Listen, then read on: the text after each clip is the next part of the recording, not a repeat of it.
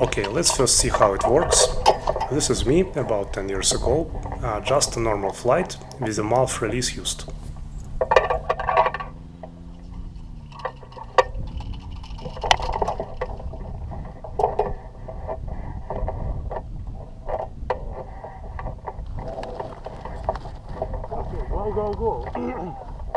Just in case you did not know it yet, with the mouth release you can actually release from the towing rope at any instant, literally at any instant, by simply opening your mouth.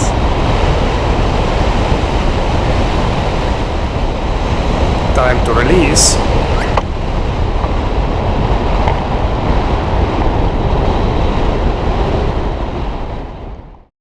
Three, two, one. Now same in slow-mo.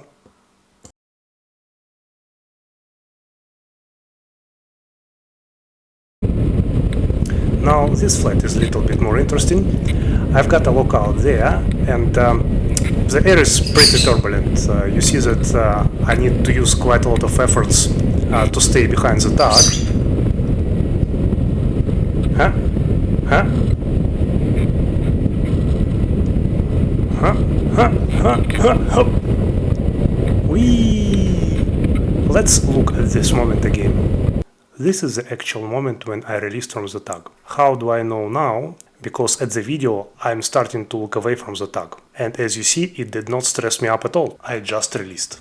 And the same can be done at any height. This flight is even more interesting. I'm not sure if any of you guys ever been in this situation, but have a look.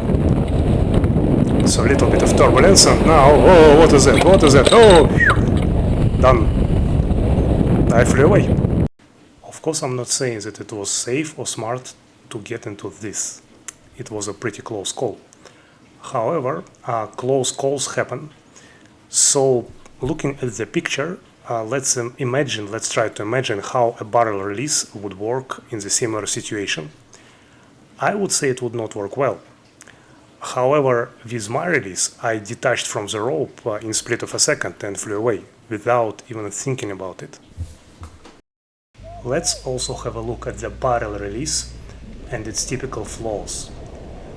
When you need to release at a low height with a barrel release, oh well, you see. By the way, the guy is okay. If you want to see the full version of this video, you can find it on YouTube. But yeah, he's okay, and let's continue with the subject. So what we see here is quite a bit unusual way of attaching the barrel release to the pilot. As you know, normally it would go to the shoulder straps. However, what we just saw is a perfect illustration of what could happen at a low height with a barrel release in general. You need to drop one hand from the base bar at the most critical moment. Then it might be hard to find the actual bloody barrel. And if the rope is loose, pulling the barrel might as well be just useless, as I suspect happened on this video. So, is the mouth release a silver bullet? Well, of course not. It's got its own shortcomings. For example, it's really easy to misuse it, and then it becomes really dangerous. And it, in a way more important, it is more bulky than a barrel release. To be honest, starting from the height of about maybe 300 feet, I would prefer to be towed by a barrel release. It is more light, it is easier to pack, it is small, everything is good. But from the ground till this 300 feet, I would prefer mouth release for safety.